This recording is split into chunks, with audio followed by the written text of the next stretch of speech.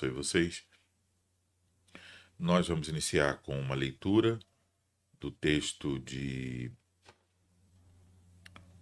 Salmo 119, versículo 169. É o finalzinho aí do Salmo 119. Eu sempre quero encorajar você a acompanhar esses estudos que, infelizmente, né, temos que fazer por esse meio, que é o meio tecnológico, que você acompanhe com a sua Bíblia aberta, vendo os versículos, lendo, para você ser o máximo ativo possível nesse acompanhar.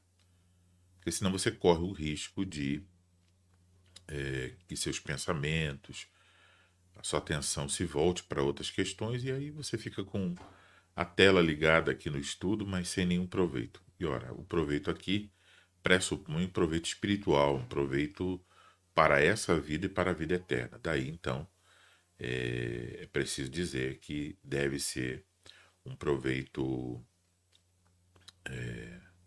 pelo qual você deve se esforçar, né? Você deve manter a sua atenção, o foco, procurar realmente tirar algum proveito, senão você está perdendo tempo, né?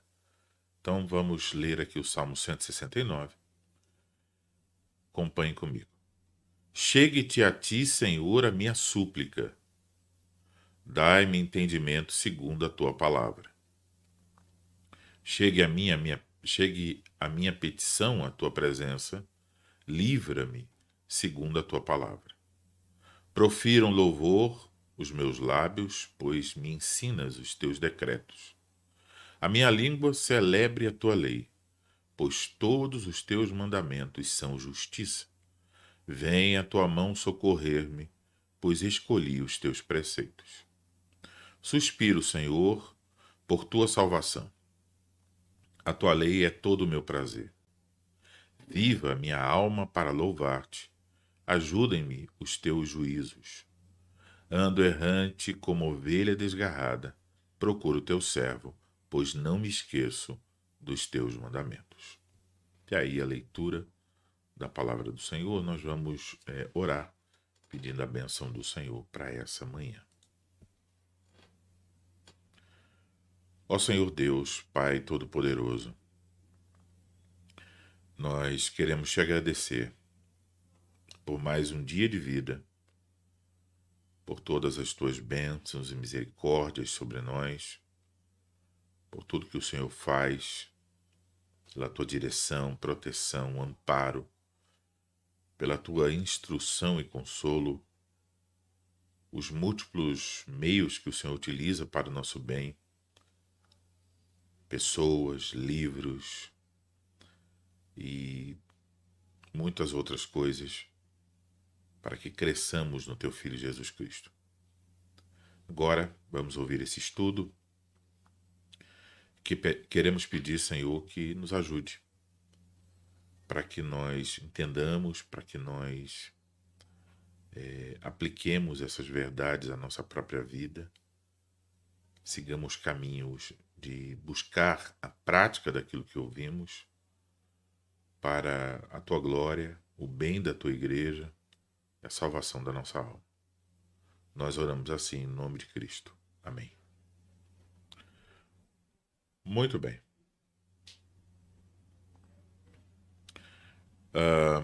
Vamos então para o nosso estudo. O estudo de hoje é uma continuação do estudo anterior, né?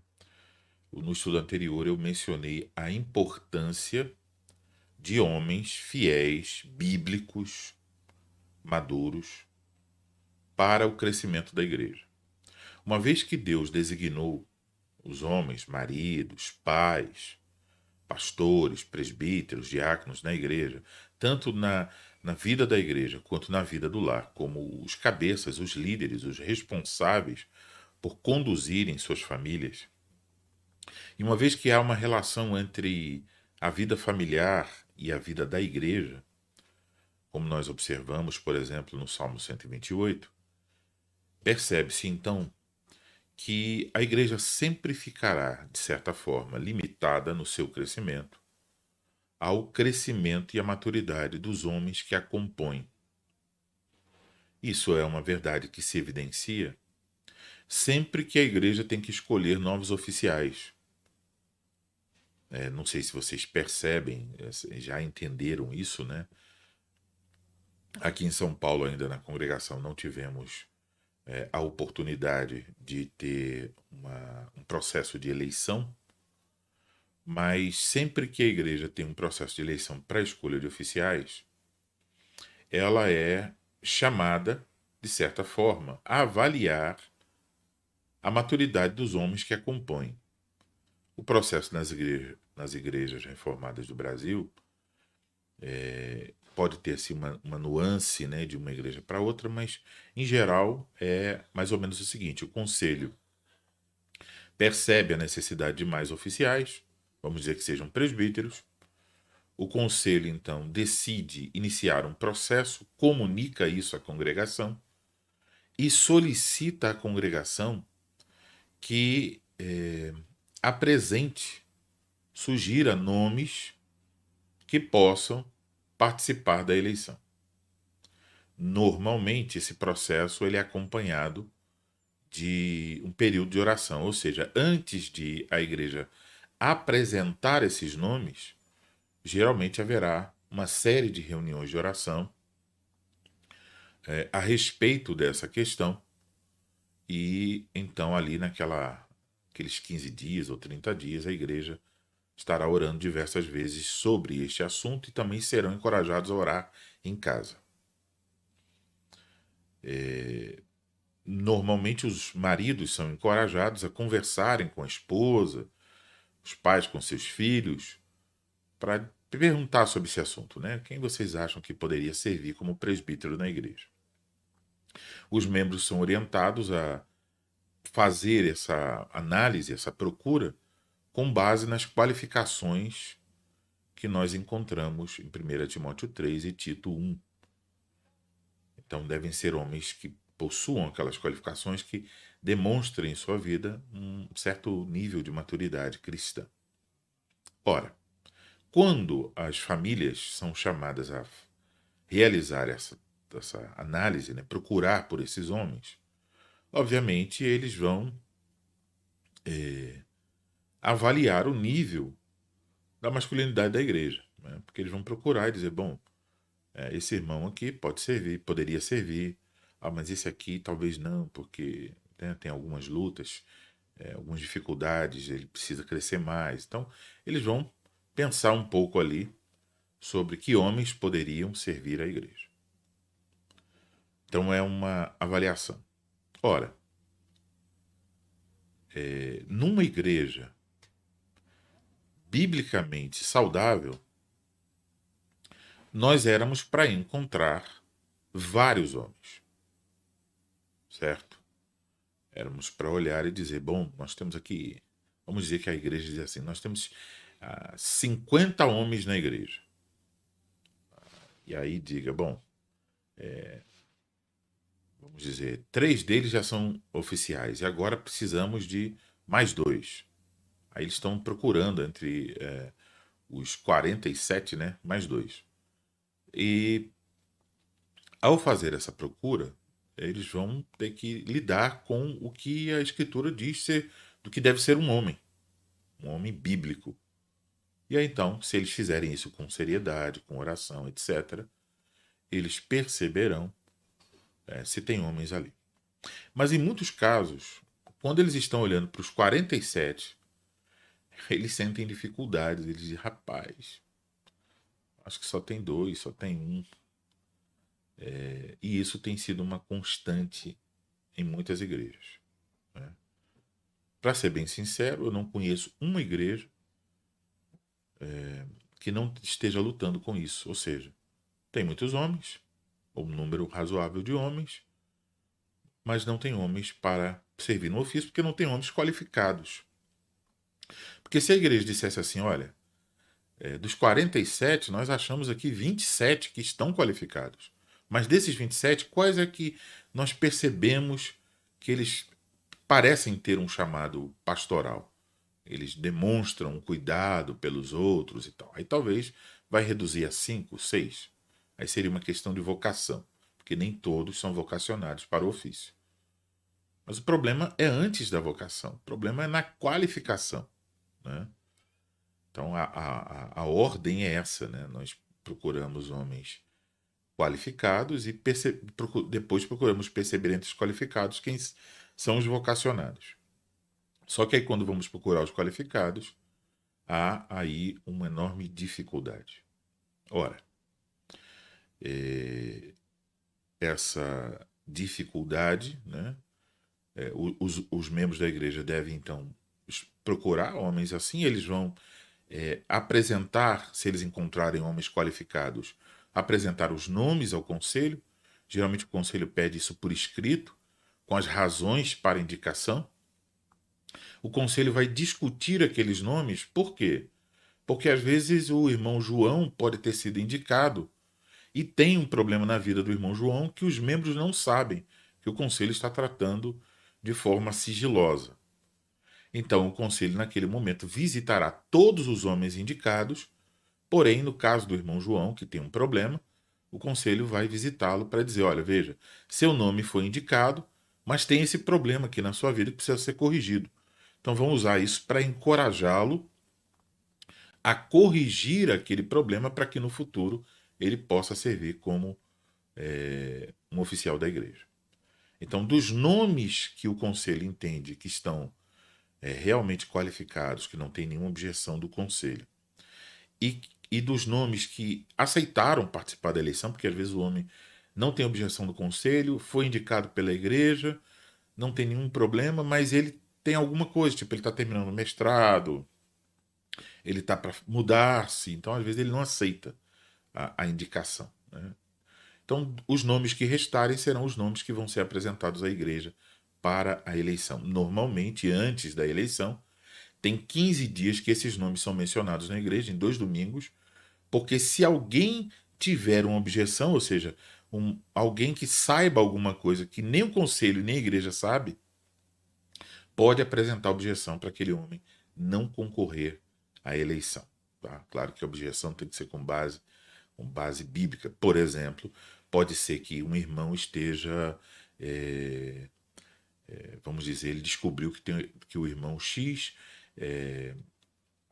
tem se embriagado. E só ele sabe disso. E ele está seguindo os passos de Mateus 18. Só ele tratando com o irmão, talvez ele entenda que o irmão, naquele momento, é melhor não concorrer até lidar de maneira bíblica com esse pecado da embriaguez. Então isso pode acontecer. Aí depois dos 15 dias é que ocorre a eleição para o ofício. Então na eleição estamos buscando homens que sejam qualificados. Tá? É importante então entender que quando falamos de homens qualificados, estamos falando de homens maduros, homens bíblicos, né? Claro que eles não são perfeitos, nem os que vão concorrer a uma eleição, nem os que já são oficiais. Não existe nenhum homem perfeito. Mas são homens que mostram na sua vida, no seu desejo, no dia a dia, as suas falas, que eles almejam alcançar uma masculinidade bíblica. Eles estão lutando por isso, estão trabalhando por isso, e eles estão crescendo nisso. Então, quando nós estamos falando aqui de masculinidade qualificada, é preciso, então, primeiro falar um pouco sobre a própria palavra masculinidade. Eu não quero apresentar a vocês aqui uma definição do dicionário, nenhuma definição filosófica, sociológica, etc. O mundo certamente tem a sua própria definição para masculinidade. E como eu disse semana passada, né, há uma tendência agora de usar o plural, né, masculinidades, como se fossem várias. E as definições que o mundo faz, né, ao pensar sobre a masculinidade, geralmente tem a ver com força física. Então, olha esse rapaz, isso aí é macho mesmo, né? Então, porque o cara é forte. Tem, às vezes, num ambiente de trabalho, né? Tem a ver com o escolar, né? Os pares lá, os outros homens, vão definir se o cara é homem ou não pelas conquistas sexuais dele, né? Então, por exemplo, Se uma mulher do trabalho der em cima de um colega de trabalho e ele rejeitar isso, mantendo-se fiel à sua esposa, os colegas vão achar, você, que homem é você, tal, vão colocar em dúvida, né, se eles forem ímpios, a masculinidade desse homem. Então, são padrões mundanos. Também a masculinidade dele pode ser avaliada da perspectiva mundana, né? Pelo sucesso no trabalho, quanto ele tem de dinheiro, casa, carro, ou pelas aventuras que ele viveu, né? Onde ele viajou, o esporte que ele praticou, etc. Muitas vezes isso aí fica então como sinais de masculinidade. Mas o que nos importa aqui saber é como é que Deus define a masculinidade. Então, a Bíblia não é um tipo de dicionário, né? Às vezes as pessoas querem tratar a Bíblia assim, e às vezes elas querem ou tratar a Bíblia como se fosse é, uma teologia, né? Que você vai ali, uma teologia sistemática, você tem os assuntos em ordem, e você vai procurar o assunto tal e vai estudar aquele assunto ali, tratado num capítulo ou em vários capítulos. Não existe um capítulo na Bíblia chamado masculinidade. Não existe um verbete masculinidade na Bíblia. Então, como é que nós podemos saber como Deus define a masculinidade? A grosso modo, devemos dizer que Deus define a masculinidade através de histórias. E essa definição, através da história que a Bíblia conta, que são várias, mas no final das contas é uma história só, tem aí um personagem principal. Então Deus define a masculinidade através de um homem. Deus nos apresenta um homem que é um homem perfeito. Isso é a forma de Deus nos ensinar, a melhor forma que ele nos ensina sobre a masculinidade. É claro, você pode aprender sobre, em certo sentido, aprender a masculinidade no livro de Provérbios, aprender nas cartas de Paulo, né, em várias passagens, etc. Tudo é verdade. Porém, o principal meio de Deus nos ensinar o que é ser um homem de verdade é através de um homem, dando-nos um homem perfeito, que é o modelo, o qual todos os homens devem alcançar. Então, entender isso, ter em mente esse modelo, conhecer esse modelo, saber o que é ser um homem a partir desse modelo, é um assunto, em primeiro lugar, que deve interessar a todos os homens que são cristãos. Porque eles devem almejar, alcançar esse modelo, mas também isso é um assunto que deve interessar aos mais novos, os homens mais novos, os rapazes, aos meninos. Eles devem almejar alcançar esse modelo. Mas as mulheres não ficam de fora. Por quê? Primeiro porque ele é um modelo de homem, mas no final das contas ele é um modelo de ser humano. Né? Então podemos dizer isso, é um modelo de ser humano. Então isso já deve criar um interesse para as mulheres. Mas também porque esse modelo ajuda, por exemplo, as moças a pensarem no tipo de rapaz com quem elas devem se casar.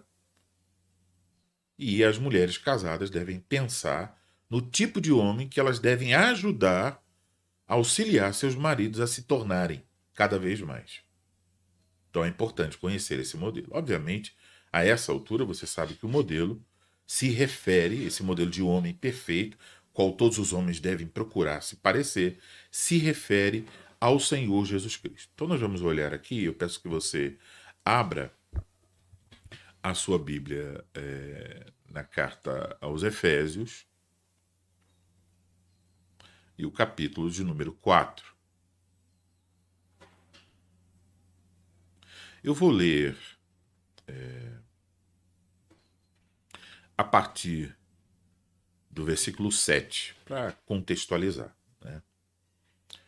Então, Efésios 4, a partir do versículo 7, nós vamos ler. Eu espero que vocês abram aí suas Bíblias para acompanhar essa leitura. Vamos lá, então. E a graça foi concedida a cada um de nós segundo a proporção do dom de Cristo.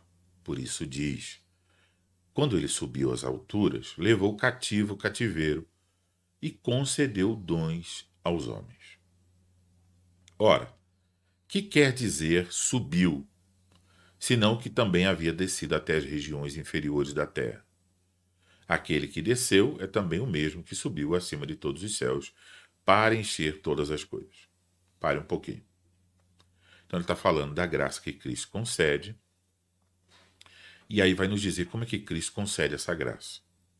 Usa aqui as palavras do Salmo de número 68, versículo 18. Ele subiu às alturas, levou cativo o cativeiro e concedeu dons aos homens.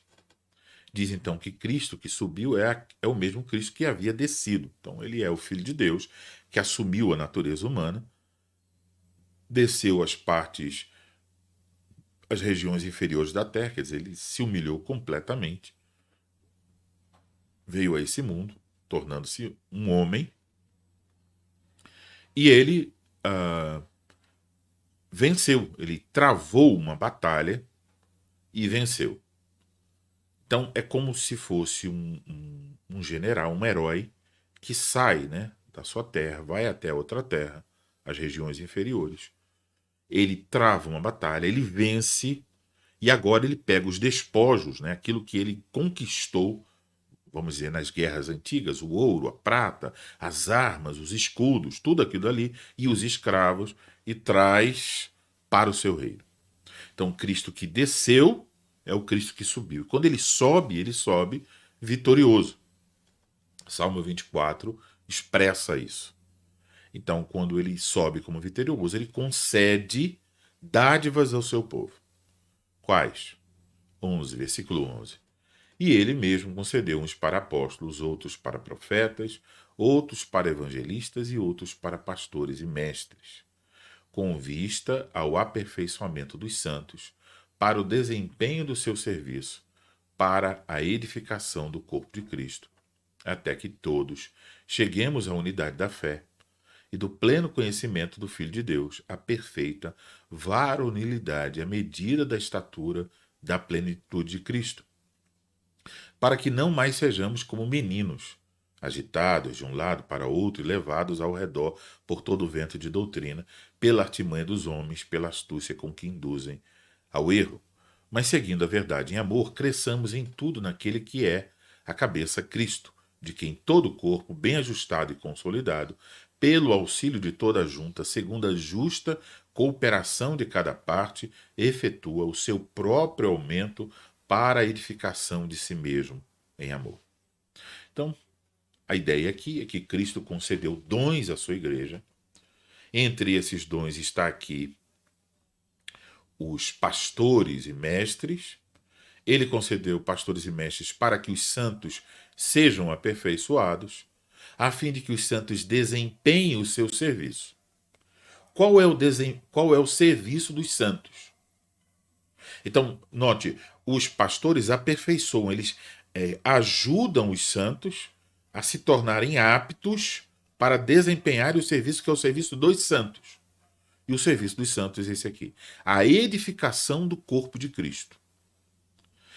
Isso, dentro do nosso assunto aqui, torna aquilo que eu disse a princípio, que a igreja só pode crescer à medida que nós poderíamos dizer, né, seguindo aqui o texto, dizer, à medida que os seus membros individualmente crescem. E pensando aqui em masculinidade, uma vez que há um peso maior sobre os homens, uma vez que eles são líderes na igreja e no lar, ela só pode crescer na medida que esses homens crescem individualmente. Então, os homens crescem individualmente, eles vão desempenhar o seu serviço, que é a edificação do corpo de Cristo. Claro que a edificação do corpo de Cristo não é só dos homens, é também das mulheres.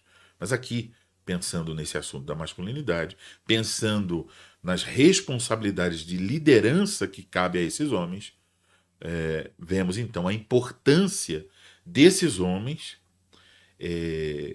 serem aperfeiçoados, buscar esse aperfeiçoamento, esse crescimento em Cristo, para desempenharem o seu serviço, que é de edificação da igreja. Se eles não fizerem isso, essa sobrecarga da edificação fica só sobre os oficiais. E certamente eles não conseguem preencher todos os campos dessa edificação.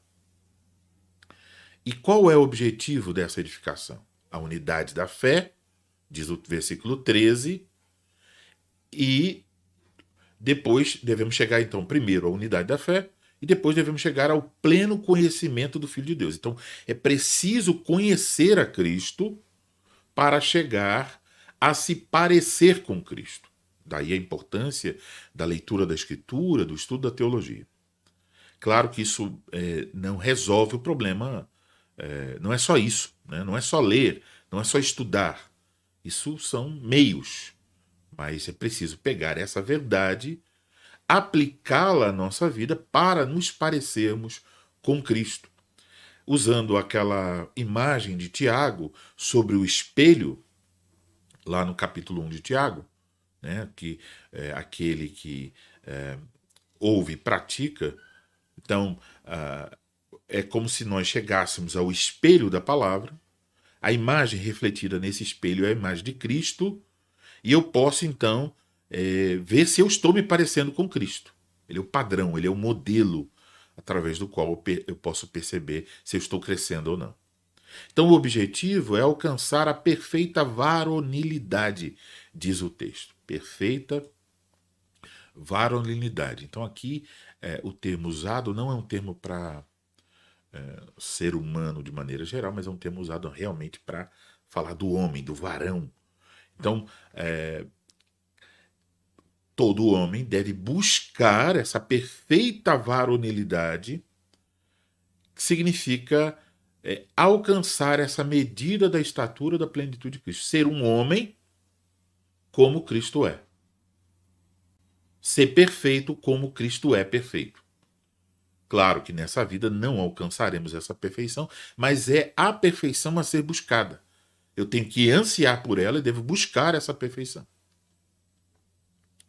Então, veja que isso entra, essa perfeita varonilidade entra aqui em contraste com ser menino.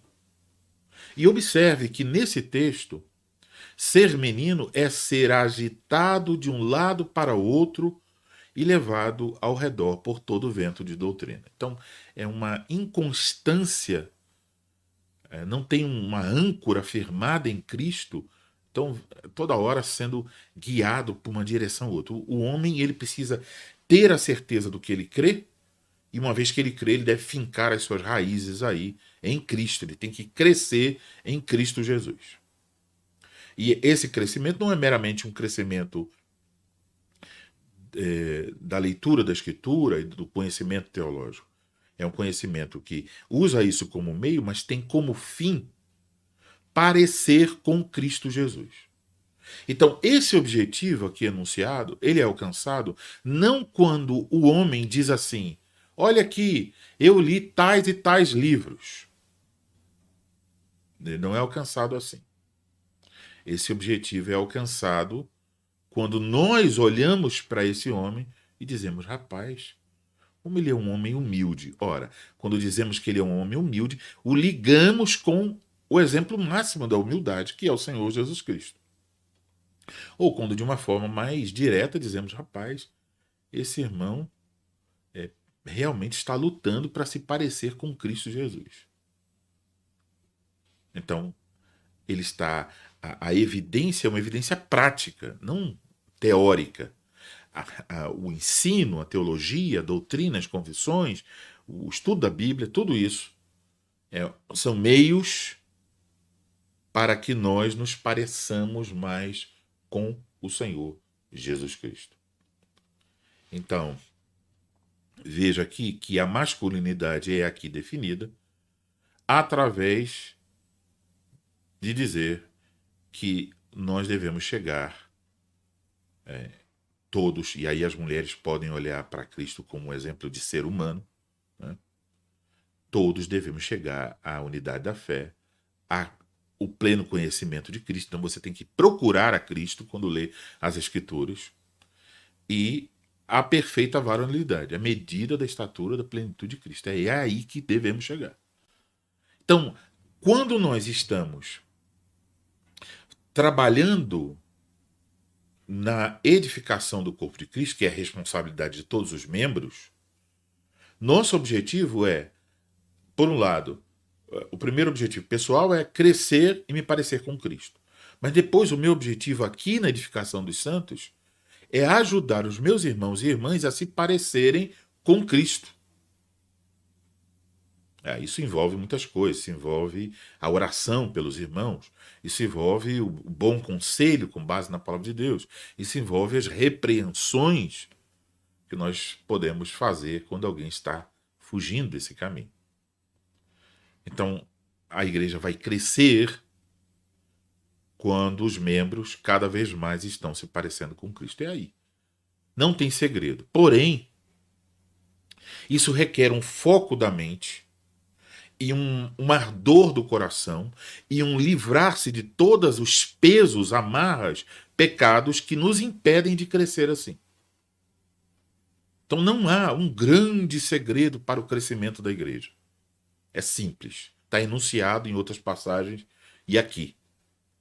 Devemos ser aperfeiçoados por nossos pastores e mestres para desempenharmos o nosso serviço a fim de, na edificação do corpo de Cristo, que é a igreja, a fim de que todos nós, ajudando uns aos outros, quer dizer, há uma lacuna na vida do irmão X que precisa ser corrigida, então eu vou ajudá-lo. Mas na minha vida tem uma outra lacuna que talvez o irmão A vai me ajudar. E assim nós vamos edificando uns aos outros para crescermos e nos parecermos mais com o Senhor Jesus Cristo. Então, quando nós fazemos essa pergunta, né, como Deus define a masculinidade? Ele a define por meio de um homem. E esse homem é o Senhor Jesus Cristo. Então, podemos colocar da seguinte forma: homens de verdade se parecem com Jesus. Isso é a luta que todo homem deve ter. Mas é uma luta tão difícil por causa das vozes que nós temos nesse mundo e por causa do nosso próprio coração, que nós não podemos vacilar. Então essa luta, essa busca por se parecer com Cristo é uma luta, é uma guerra que o homem tem que travar. Quando? Todos os dias. Todos os dias ele precisa dar, de uma forma consciente, intencional, um passo em direção a Cristo. Ele não pode dar sozinho, ele precisa da graça de Deus, da ação do Espírito Santo, mas ele precisa desejar isso, ele precisa buscar isso e ele precisa usar os meios para se tornar mais parecido com Cristo. Se ele não faz isso, ele fica na igreja, não crescendo ou tendo um crescimento mirrado, e ele prejudica não somente a si mesmo, ele prejudica os outros homens. Porque os outros homens que dependem dele para a edificação do corpo de Cristo não estão recebendo ajuda, porque ele mesmo não cresce. Então, quando você tem muitos homens assim na igreja, a igreja fica minguada, fica mirrada. Você pode pegar numa igreja que os homens não estão percebendo isso, essa necessidade de crescer em Cristo, você pode pegar nessa igreja o melhor pregador do mundo. O melhor. Aquele homem que você vai ouvir e dizer: rapaz, essa pregação falou meu coração. Você pode colocá-lo ali, ele pode pregar dia após dia. Mas assim mesmo essa igreja vai ser uma igreja conhecida por ter um pregador fiel e eloquente, mas não pelos frutos da igreja. E aí, corre-se o grande risco que, se esse pregador sai ou morre, aquela igreja míngua. Porque os homens daquela igreja não estão crescendo. Infelizmente, na história, há vários exemplos de pregadores fiéis cujas igrejas, assim que eles morreram, as igrejas minguaram. Né? Então você tem um homem, por exemplo, como Lloyd Jones, né? Então, quando Lloyd Jones morreu, um grande pregador inglês, a igreja dele foi, a igreja que ele era pastor, foi para um caminho totalmente adverso. Então, homens de verdade se parecem com Cristo. Percebam a sequência do nosso texto de Efésios 4. Dons são dados por Cristo à igreja. São os pastores e mestres e outros ofícios, né? São os ofícios, podemos dizer assim. Através desses dons, os oficiais da igreja, os santos são aperfeiçoados. Os santos realizam seu serviço no corpo de Cristo. Os santos são edificados uns pelos outros. Há, então, a partir daí, uma unidade na verdadeira fé. E há um pleno conhecimento de Cristo por parte dos membros da igreja. E aí há um crescimento na perfeita varonilidade. Cristo como modelo de homem. Consequência disso, não nos comportamos mais como meninos, diz o texto. Mas nós crescemos, nos parecendo mais e mais com o homem perfeito, Cristo. Então, quando isso acontece, quando estamos crescendo e nos parecendo com Cristo cada vez mais e mais, a igreja cresce. E o corpo, que é a igreja, fica bem ajustado, diz lá o texto, havendo uma cooperação de cada membro para o crescimento do corpo como um todo em amor. Notem que há aqui, então, uma relação no que diz respeito a nos parecermos com Cristo, o homem perfeito, e o crescimento de toda a igreja. Será que nós podemos chegar a essa perfeita varonilidade? Vamos olhar aqui duas passagens. A primeira delas é Romanos, capítulo 8 e versículo 29.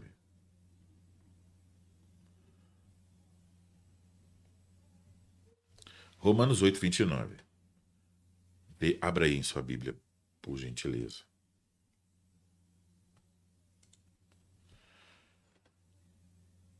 Diz assim o texto de Romanos 8, 29.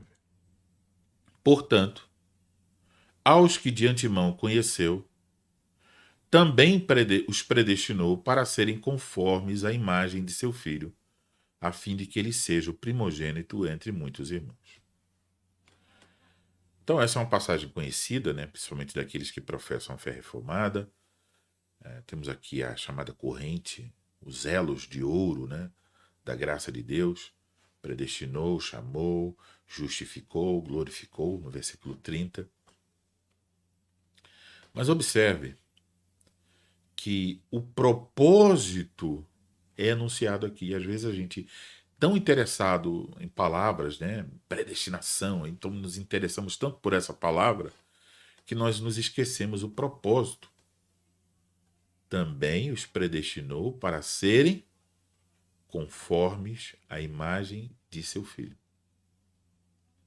Então Deus nos predestinou para que nós venhamos a nos parecer com o seu filho Jesus Cristo. Então, ele é um modelo perfeito do que significa ser um ser humano, e da perspectiva de um homem, podemos dizer, ele é o homem perfeito, a fim, diz o texto, que ele seja o primogênito entre muitos irmãos. Então, os irmãos de Cristo têm que se parecer com eles. Tem que demonstrar que tem a mesma paternidade. Então, Deus quer ter muitos filhos. Deus o Pai ama tanto o seu Filho Jesus Cristo que quer que os outros filhos se pareçam com ele. Então, esse deve ser o alvo, o desejo e a coisa pela qual nós trabalhamos. Então, veja, nós não devemos trabalhar como igreja para lotar um prédio. Isso não é o objetivo. Para ter um prédio também não é o objetivo principal. Qual é o objetivo? Nós nos reunimos, nós ouvimos a pregação para sermos aperfeiçoados. Então você não ouve a pregação, quando você vai no domingo, você ouve a pregação, não é só para você. Não tem um fim de, eu vou ouvir a pregação para que eu me sinta melhor, para que a palavra de Deus faça um efeito, para que... Não é só você. Nós temos que parar com a mentalidade individualista que é mundana. Você faz parte de um corpo. Pertencer à membresia de uma igreja, nunca esqueça. Quando nós dizemos assim, vamos receber aqui novos membros, né, na igreja. Pertencer à membresia, ser membro da igreja, não é a mesma coisa ser membro de um clube.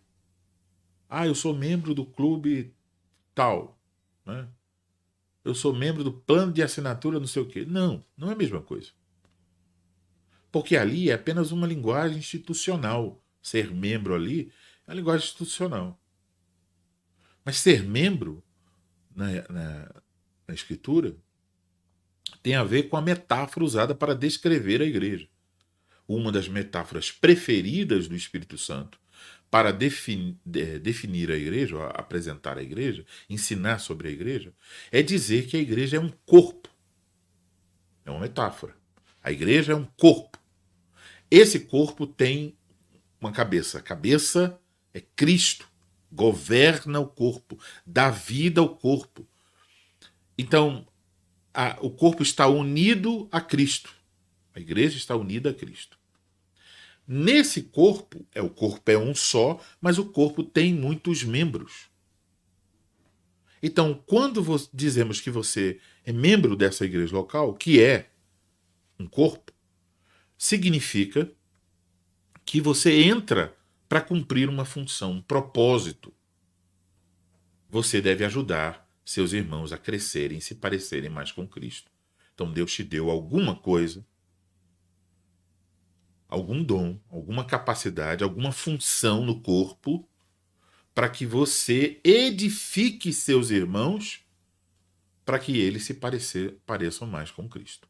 E ao mesmo tempo você deve lembrar que estando ali no corpo é a obrigação, a responsabilidade dos seus irmãos ajudarem você a se parecerem mais com Cristo. Então, às vezes, eles vão dizer alguma coisa que vai ferir você, mas é para o seu bem.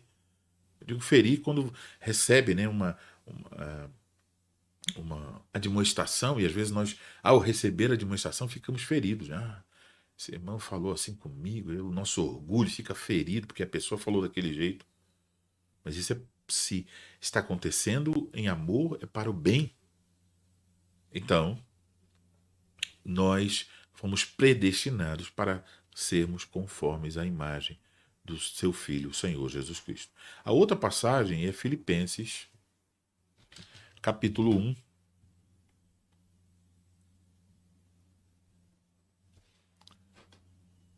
Então, fomos predestinados para isso. Então, a pergunta é, nós podemos seguir por esse caminho de nos tornarmos como Cristo? A passagem de Romanos diz que sim, porque nós fomos predestinados para isso. Então quer dizer que Deus vai usar todos os meios da sua graça para nos conduzir a esse caminho, a essa perfeição em Cristo.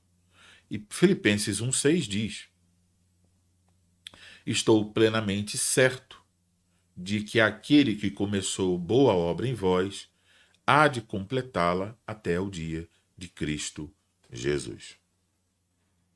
Então, note aqui que ele indica, né? Quem começou a boa obra da salvação em vocês? Foi Deus.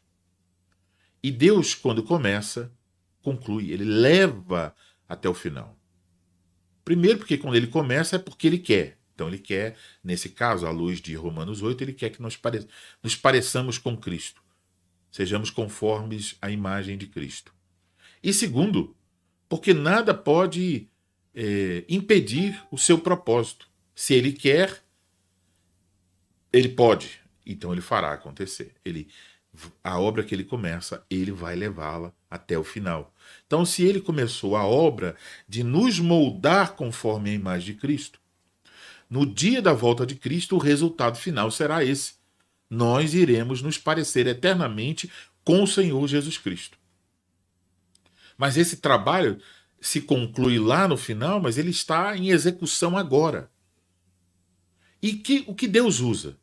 Deus usa a comunhão dos santos, a edificação. Então os pastores aperfeiçoam os santos para que os santos ajudem uns aos outros, para que todos nós nos pareçamos com o Senhor Jesus Cristo. Então sim, é isso mesmo.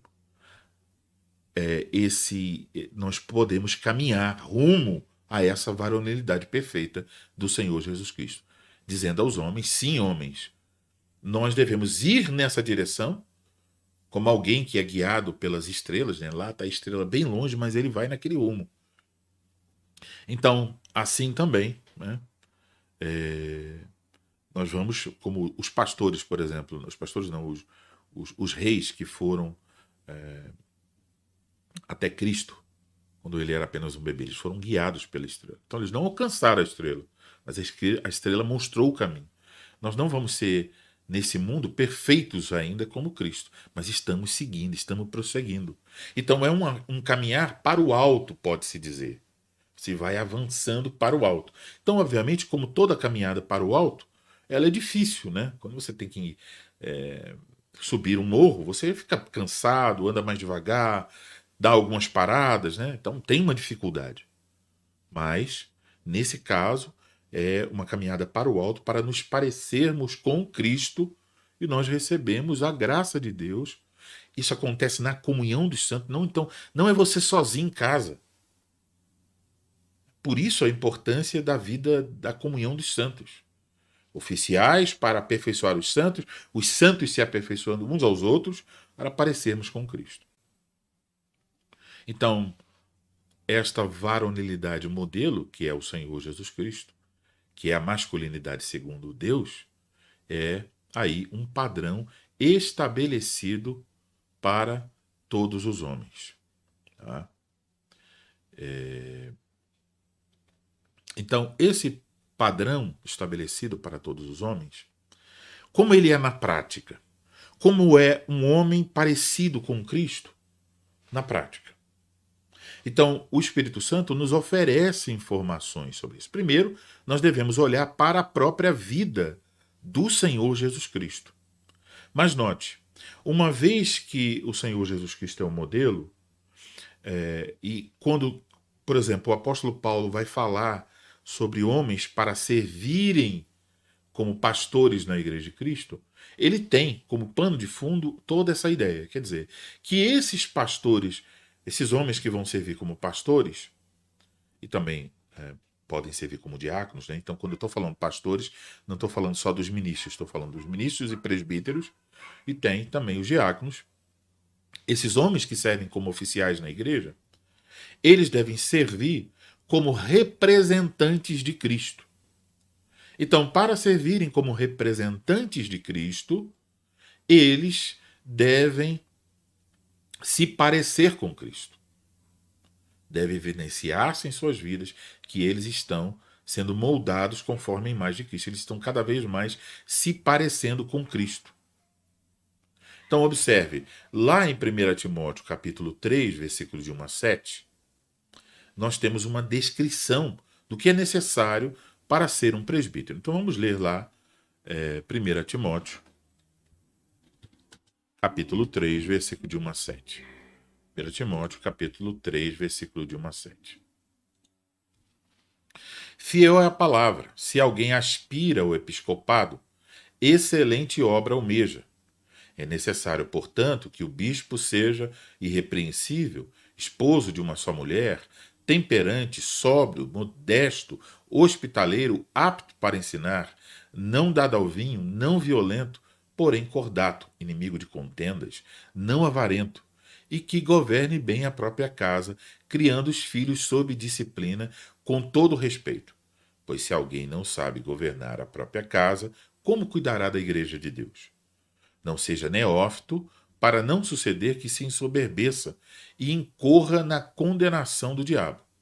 Pelo contrário, é necessário que ele tenha bom testemunho dos de fora, a fim de não cair no opróbrio e no laço do diabo.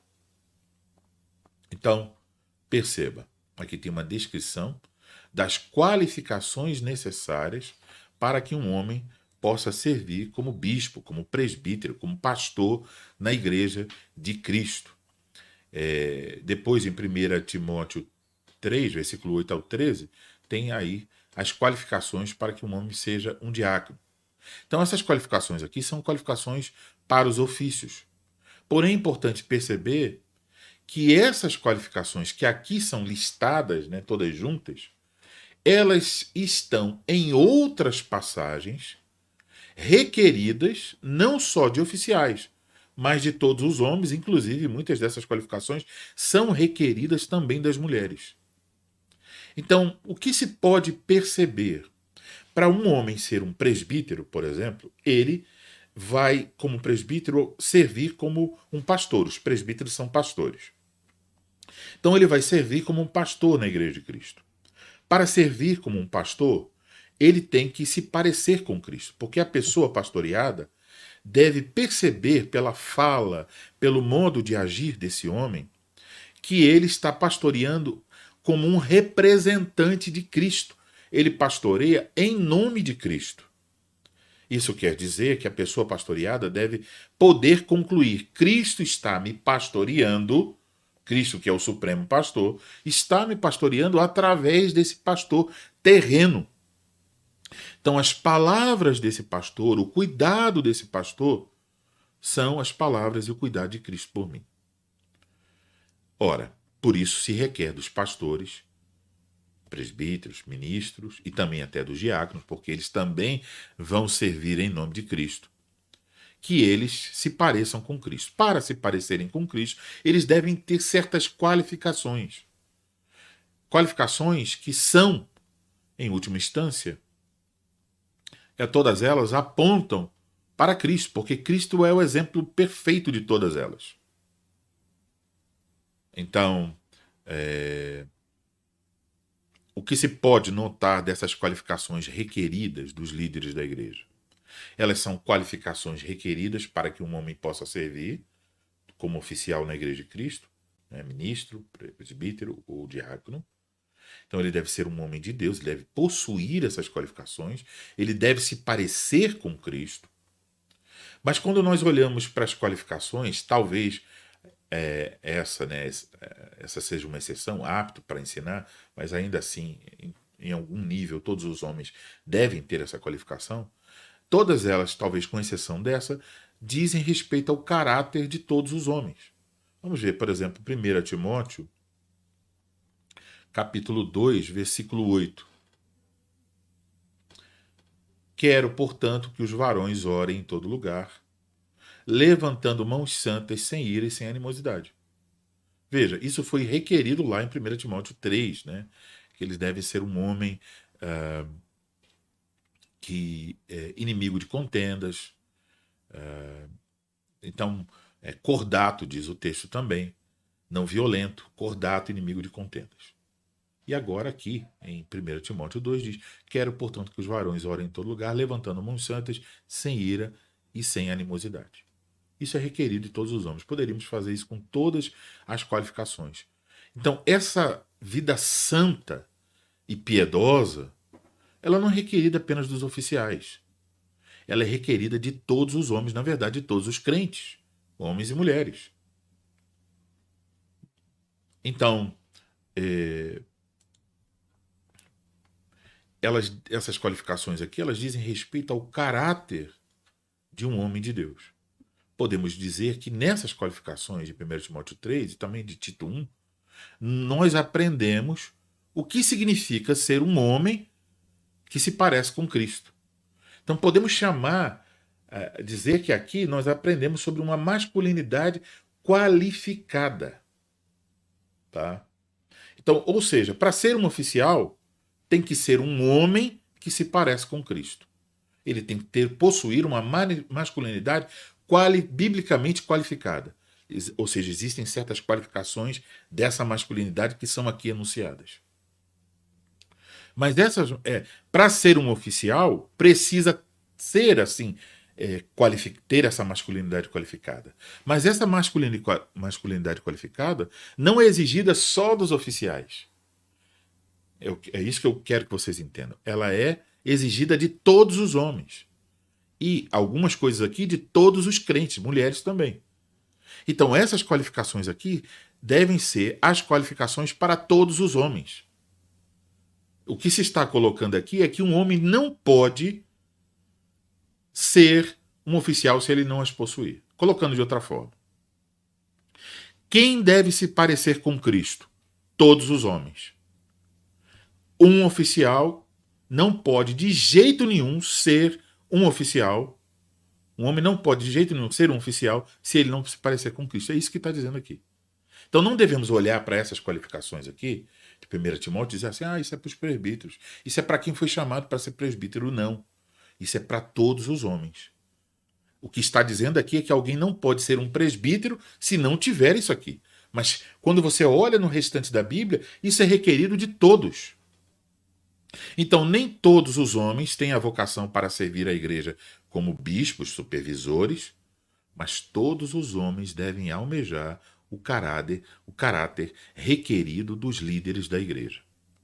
Então, uma esposa pode olhar para essa passagem e dizer: eu preciso ajudar o meu esposo a se tornar um homem como está aqui. Mesmo que ele nunca vá servir como presbítero ou diácono, porque talvez Deus não o chamou para isso. Mas ele precisa se parecer com Cristo. E aqui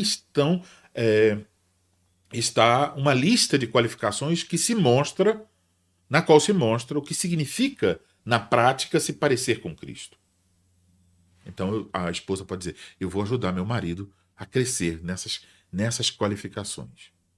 Eu vou dar bons conselhos, eu vou orar. Se eu percebo que ele tem fraqueza, especialmente em algumas, eu vou ajudar nessas.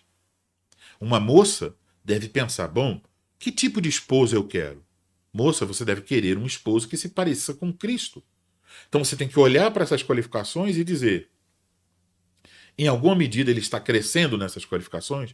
Ele está se enquadrando mais nesse padrão bíblico? Então você vai avaliar isso, porque se você não se casar com um homem que está lutando para se parecer com Cristo, esse homem não vai querer amar você como Cristo amou sua igreja. Então pode ser um homem que vai dizer: você é linda, maravilhosa, você é uma princesa, te darei o mundo. Mas amanhã, como ele não ama como Cristo, como ele não tem um amor sacrificial, amanhã ele enjoa de você e ele fica tendencioso a dizer: não estou sendo mais feliz no casamento e vou buscar outra experiência aqui. Então, a moça deve desejar um rapaz, para ser seu esposo, que esteja procurando, que esteja lutando para se parecer com Cristo. Então, nem todos os homens têm a vocação, mas todos devem almejar esse caráter. As mulheres devem ajudar seus maridos, as moças devem desejar casar com rapazes assim, os rapazes devem desejar ser um homem assim, e os homens devem lutar pelo poder de Deus, pela graça de Cristo, no Espírito Santo, usando os meios adequados que Deus fornece para se tornarem homens conforme esse modelo. Homens que têm uma masculinidade não definida pelo mundo, mas que se parecem com Cristo. E como é parecer com Cristo? Aqui está um quadro disso aí, uma lista de qualificações que demonstram o que é um homem maduro, o que é um homem qualificado, o que é um homem bíblico. Então, isso é a masculinidade qualificada sobre a qual nós falamos hoje.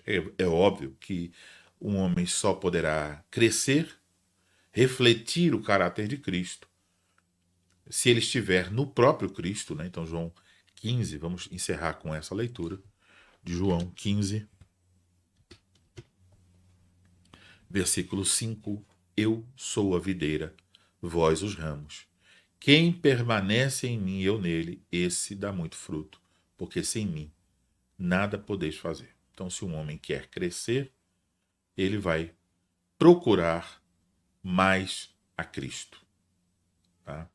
Eu não vou falar disso agora, mas é preciso entender que para você procurar mais a Cristo, você precisa procurar menos outras coisas.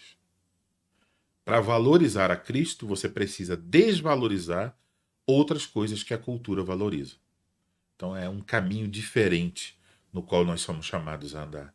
Porque o final do caminho é diferente, o caminho é diferente, e os desejos que almejamos, né, as coisas que almejamos, são diferentes. Então você precisa, como homem, se desvencilhar das coisas que impedem você de contemplar a Cristo, de conhecer a Cristo na plenitude da varonilidade de Cristo, de obter esse conhecimento do Filho de Deus. Então, também, quando você está usando os meios, você tem que procurar isso.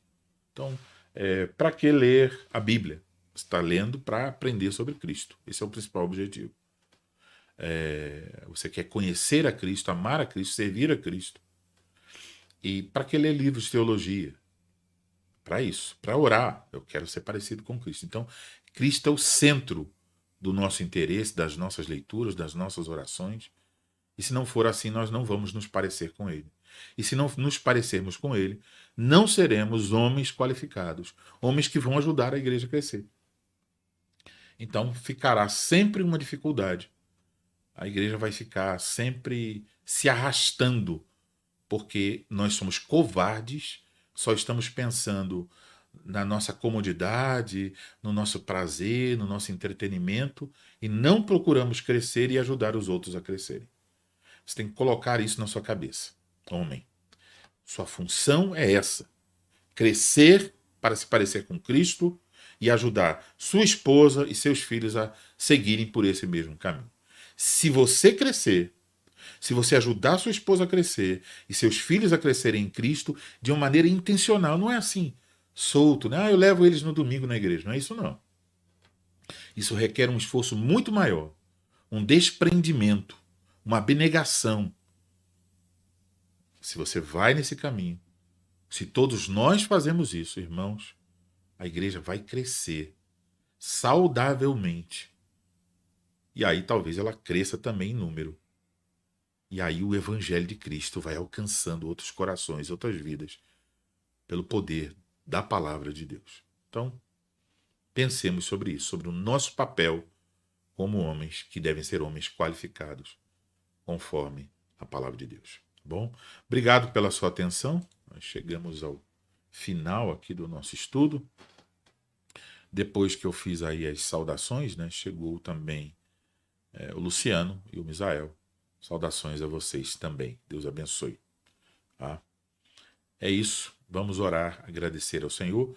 Permitindo o Senhor, hoje à tarde estaremos reunidos às 16 horas ali no Blue Tree Tower, auditório do hotel, né, na Anália Franco, para cultuar ao Senhor, nosso Deus.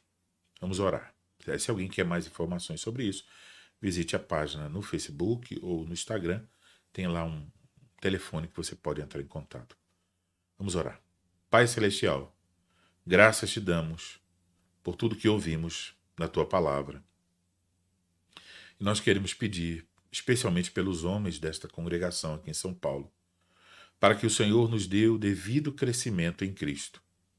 Que o Senhor nos incomode o coração, para nós não aceitarmos padrões de masculinidade que sejam moldados pela cultura, que sejam apenas um reflexo de um tipo de masculinidade plural, como a proclamada, né, por esse mundo, ou a reação a isso, que é um tipo de machismo, que também não é bíblico, mas que o Senhor nos dê, que nós venhamos a nos parecer com o Senhor Jesus Cristo.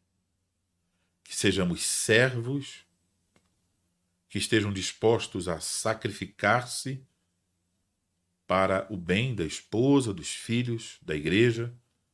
Que o Senhor nos dê essa coragem, esse ânimo, essa fortaleza, que nos dê, que impulsione isso no nosso coração, ponha esse desejo, que nos incomode, até tire o nosso sono, para que nós queiramos nos parecer com o Senhor Jesus Cristo. Nos ajuda a desvencilharmos-nos de todos os obstáculos e coisas que nos embaraçam, e fazendo isso nós possamos usar os meios adequados para buscar esta semelhança com Cristo. Não só um conhecimento sobre Ele, mas uma vida nele. Que assim seja, para a glória do teu nome. Amém. Ok, queridos irmãos, espero vê-los hoje à tarde, se o Senhor Deus assim permitir. Que o Senhor os abençoe, conceda a sua graça, que abençoe o seu dia, conceda a vocês todos a sua graça e a sua paz.